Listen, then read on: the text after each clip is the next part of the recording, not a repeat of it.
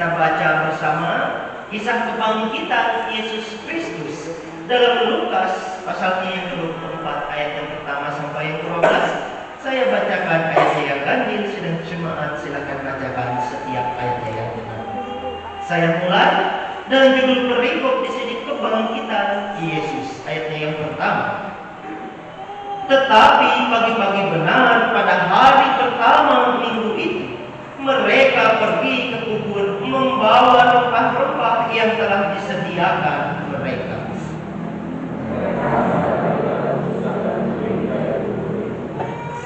Dan setelah masuk, mereka tidak menemukan mayat Tuhan Yesus.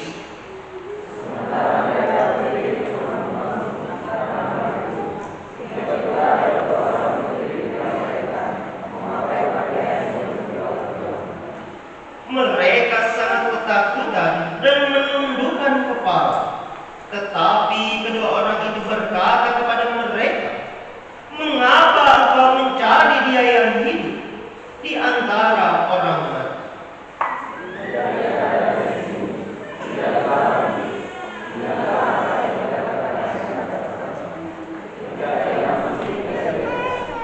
Yaitu bahwa Anak Manusia harus diserahkan ke dalam tangan orang-orang berdosa dan disalibkan dan akan bangkit pada hari yang ketiga."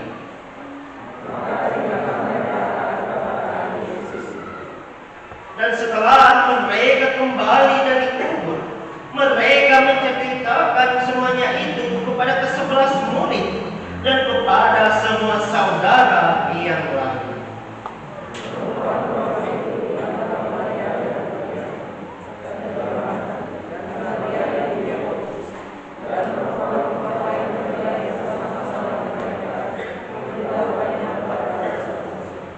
Tetapi bagi mereka perkataan-perkataan itu seakan-akan omong kosong, dan mereka tidak percaya kepada perempuan-perempuan itu.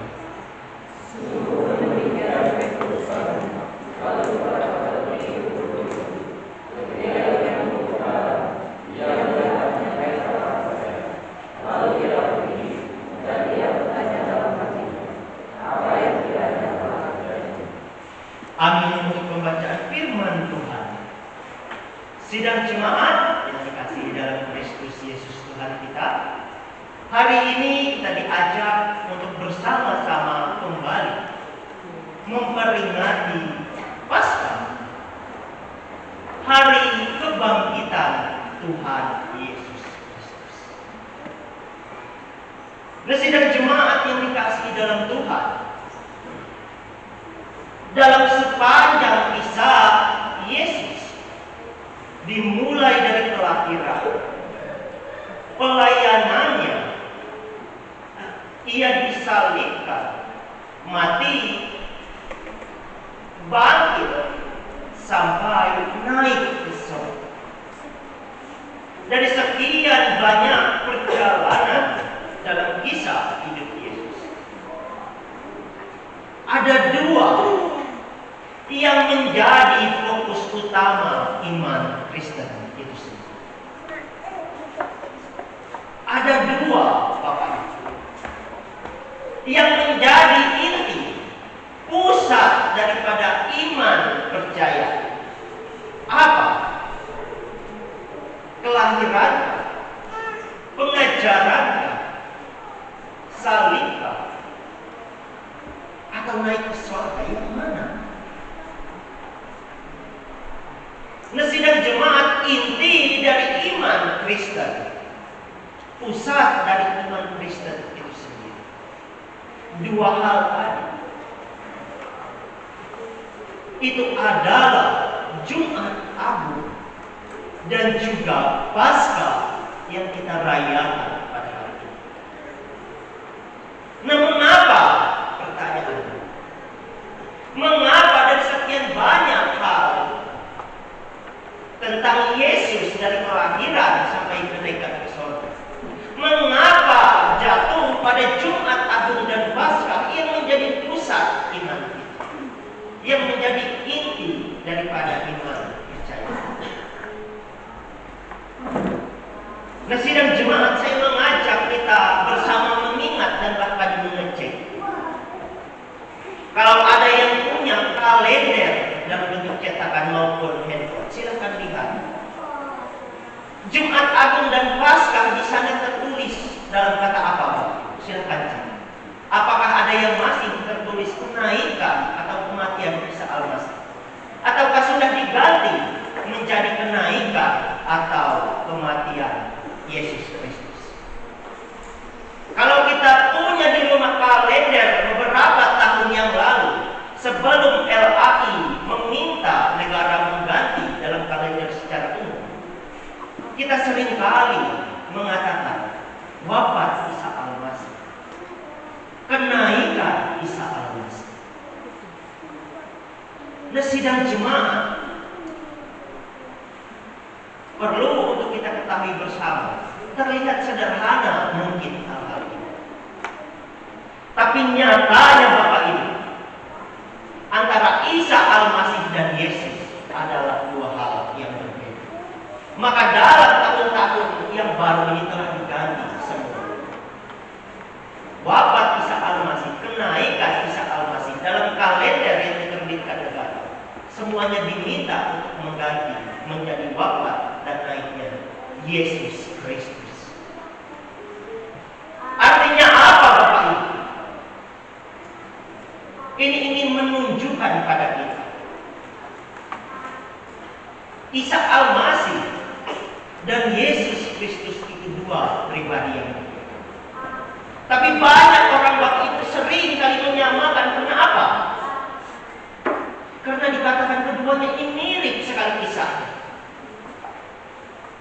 Yesus Kristus anak Maria, Isa Al-Masih anaknya Maria, sama-sama lahir tidak punya bapak, dianugerahi kuasa yang luar biasa dari Allah, sama-sama melakukan mujizat dan luar biasa. Yang satu dicatat dalam kitab orang Islam dan yang satu dalam kitab orang Kristen. Seringkali disamakan, tapi dua hal tadi Bapak Ibu, Jumat Agung dan Paskah, itulah yang membedakan semua. Mengapa? Karena sekalipun ada kemiripan di awal tadi, tapi pada akhirnya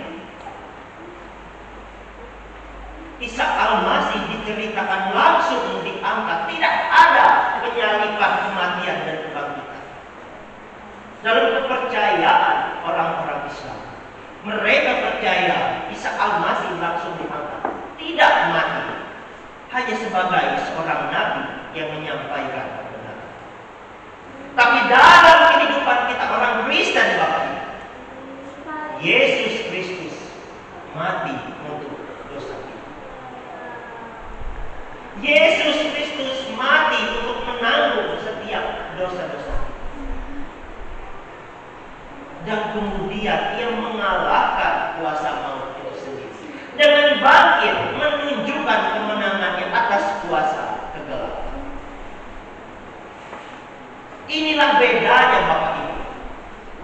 Mengapa dalam kepercayaan kita orang-orang Kristen, penyalipan kematian Kristus, kematian kita, dan kebangkitan itu sangat penting. Karena di sanalah inti daripada pusat pelayanan yang ini. Karena tujuan untuk itulah Dia hadir ke tengah dunia, supaya menyelamatkan kita dari dosa.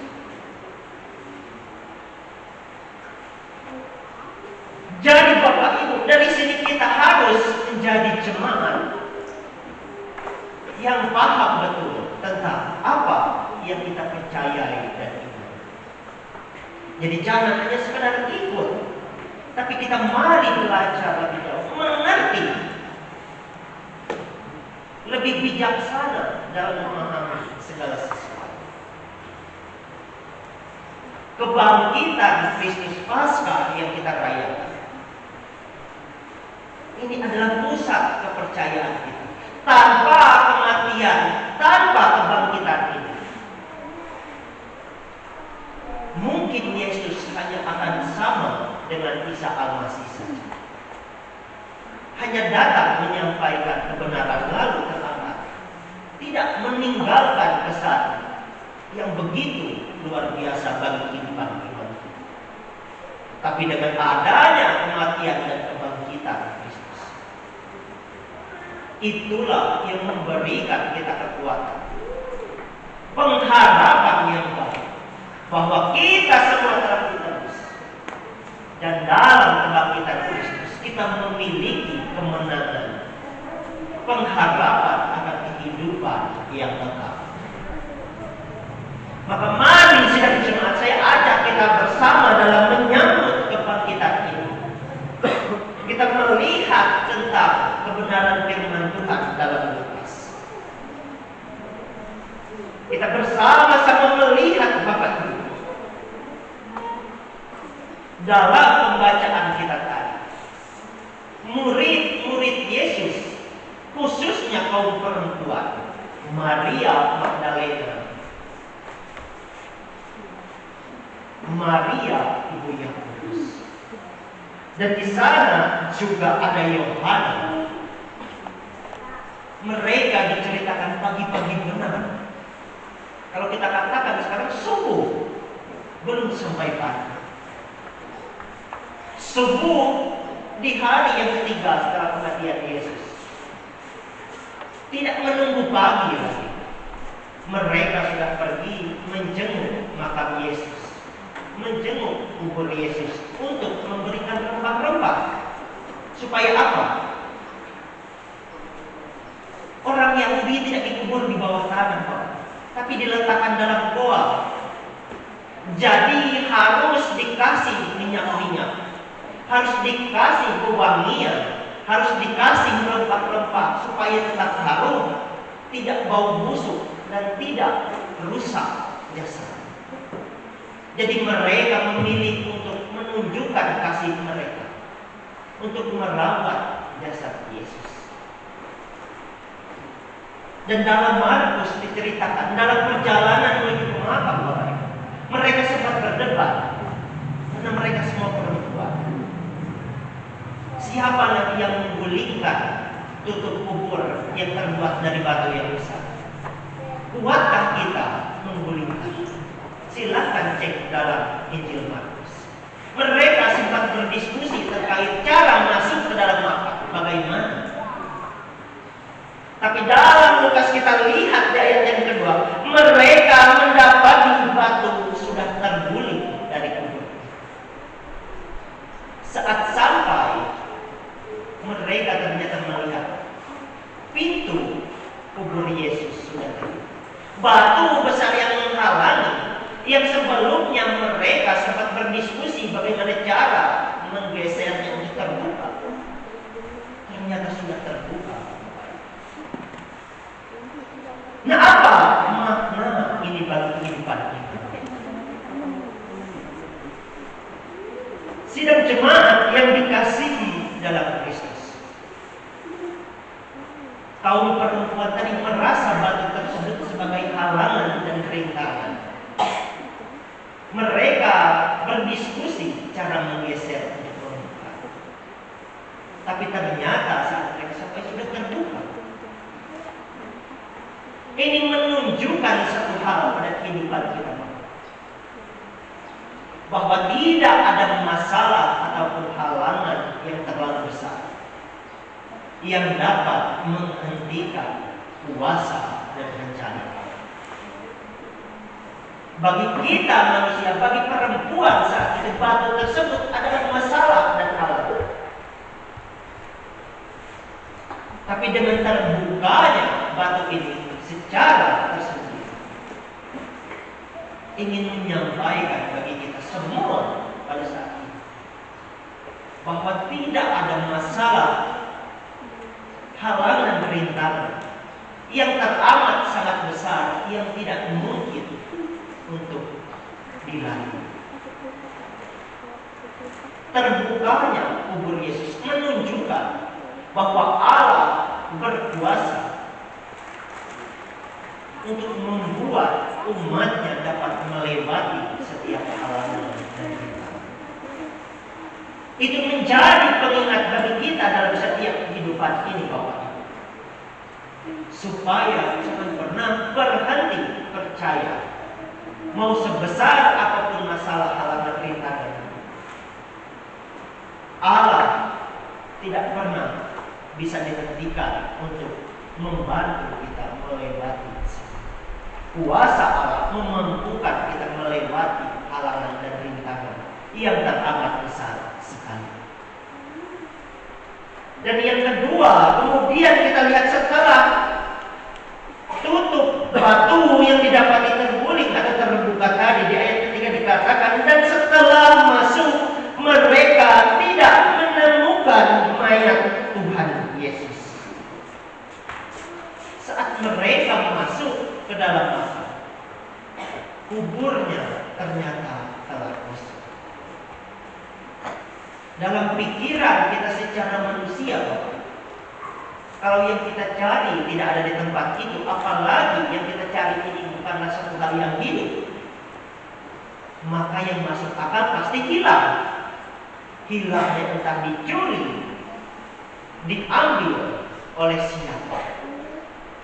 Secara manusia kita pasti berpikir demikian. Karena tidak mungkin sesuatu yang tidak bernyawa bisa pindah sendiri. Pasti ada yang memudahkan. Saat mencari tidak menemukan di mana mayat Yesus, ayat yang keempat menunjukkan, sementara mereka berdiri termangu-mangu karena hal itu, tiba-tiba ada dua orang berdiri dekat mereka memakai pakaian yang berkilau-kilau. Mereka berdiri termangu, berdiri bengong, termenung, bingung dengan apa yang terjadi. Loh, ini mayat Yesus kemana? Hilang kemana? Siapa yang mengambil? Siapa yang memindahkan? Siapa yang mencuri? Ada begitu banyak hal yang ada dalam pikiran para perempuan. Dalam keadaan mereka tenang, kebingungan ini diceritakan hadir dua orang dengan pakaian yang berkilau-kilau. Dari penjelasan ini kita tahu bahwa yang hadir di sana siapa? Pasti malaikat Tuhan itu sendiri. Dengan pakaian yang berkilau-kilau menunjukkan kehadiran malaikat. Dan dalam kebingungan mereka tersebut dikatakan mereka ketakutan. Dalam kebingungan mereka, dalam banyak hal yang mereka pikirkan, mereka tunduk ketakutan. Tapi apa kata kedua malaikat tadi, Bapak? Disampaikan di sana. Tetapi kedua orang itu berkata kepada mereka, mengapa kamu mencari Dia yang hidup di antara orang mati? Ia tidak ada di sini. Ia telah bangkit. Ingatlah apa yang dikatakannya kepada kamu ketika Ia masih di Galilea, yaitu bahwa Anak Manusia harus diserahkan ke dalam tangan orang-orang berdosa dan disalibkan, dan akan bangkit pada hari yang ketiga. Ayat yang ke-8, maka teringatlah mereka akan perkataan Yesus. Nah, sidang jemaat, duka cita, kesedihan mereka membuat mereka lupa akan janji, membuat mereka lupa akan kebenaran firman. Sebelumnya Yesus sudah menyampaikan saat masih bersama dengan mereka. Tapi ketika Yesus meninggal di atas kayu salib, mereka sama sekali tidak mengingat satupun, karena mereka ditutupi oleh ketakutan, kesedihan dalam hati mereka. Tapi setelah disampaikan oleh malaikat Tuhan tadi, ayat 8 menunjukkan mereka mengingat setelah disampaikan oleh Tuhan. Nah, sidang jemaat ini menunjukkan kepada kita bahwa seringkali yang membuat kita merasa Allah jauh dari kehidupan kita, Allah tidak mendengarkan kita, itu karena kita membuat diri kita sendiri melupakan janji-janji dan kebenaran firman. Kekhawatiran, ketakutan dalam diri kita seringkali membuat kita melupakan akan janji-janji. Maka mari senantiasa kita selalu mengingat akan janji dan kebenaran firman, sehingga kita senantiasa selalu percaya dan tidak menjadi seperti perempuan-perempuan pada saat itu. Dan yang ketiga, kubur kosong tadi. Kubur kosong menunjukkan pada kita bahwa kematian itu bukanlah akhir. Bagi kita manusia pada umumnya, kalau sudah meninggal ya berarti sudah berakhir, sudah habis, tidak ada. Tapi kubur yang kosong menunjukkan bahwa kematian bukanlah. Dalam Kristus ada kehidupan yang ada kebangkitan. Maka mari senantiasa menjaga iman kita sampai kita beroleh kehidupan yang kekal juga dalam Kristus dan kebangkitan. Dan yang terakhir daripada bagian sabda kebenaran firman kita belajar tentang respon-respon daripada yang menerima kabar kebangkitan. Dikatakan di sana, dan setelah mereka kembali dari kubur itu, mereka menceritakan semuanya itu kepada ke-11 murid dan kepada semua saudara yang lain. Perempuan-perempuan itu ialah Maria dari Magdala dan Yohana dan Maria ibu Yakobus dan perempuan-perempuan lain juga yang bersama-sama dengan mereka memberitahukannya kepada rasul-rasul. Respon yang pertama dari perempuan yang menerima kabar kebangkitan, ketakutan mereka tadi, kesedihan mereka tadi, seketika berubah menjadi satu pengharapan dan sukacita. Kabar kebangkitan yang mereka sadari yang disampaikan mereka membuat mereka dengan penuh sukacita dan pengharapan menyampaikan, menjadi pewarta, mengabarkan pada murid-murid rasul-rasul yang lain. Yesus Tuhan kita sudah bangkit. Seperti yang disampaikannya tadi, Ia telah bangkit dari antara kami. Yang pertama responnya seperti perempuan menjadi pekabar kebenaran, menjadi pewarta kabar. Dan respon yang kedua sidang jemaat, ayat yang ke-11, tetapi bagi mereka perkataan-perkataan itu seakan-akan omong kosong dan mereka tidak percaya kepada perempuan-perempuan. Respon yang kedua dari kabar kebangkitan Yesus, menolak percaya.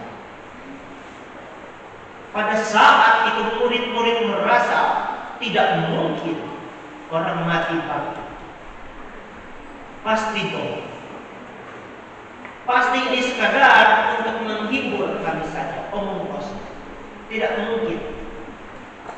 Kami melihat sendiri Yesus mati dari kubur. Respon yang kedua adalah tidak percaya. Bahkan dari rasul-rasul dan muridnya sekalipun.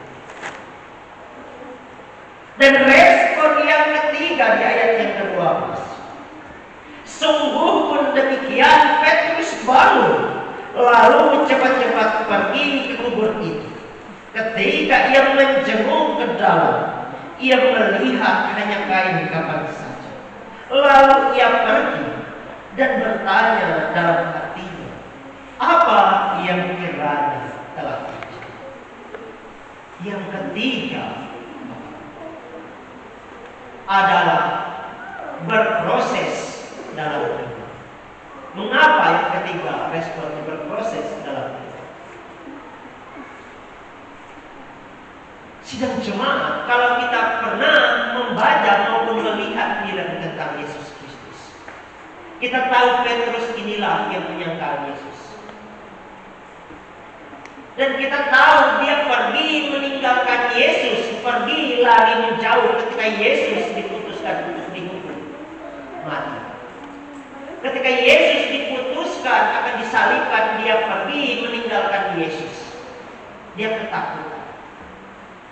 Tapi dalam pembacaan kita ini kita melihat saat murid dan rasul yang lain mengatakan omong kosong dan tidak percaya, Petruslah sendiri di sini yang memilih untuk mengecek langsung, pergi melihat ke dalam kubur, memastikan apa yang disampaikan perempuan.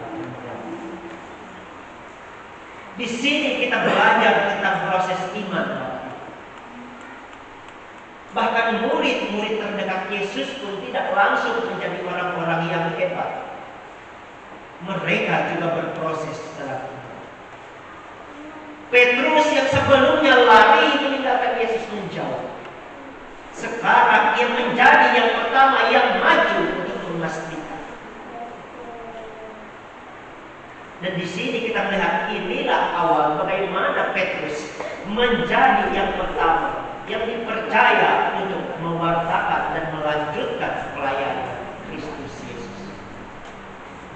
Nah, sidang jemaat, dalam memaknai kebangkitan Kristus ini, mari kita memiliki respon yang terbaik.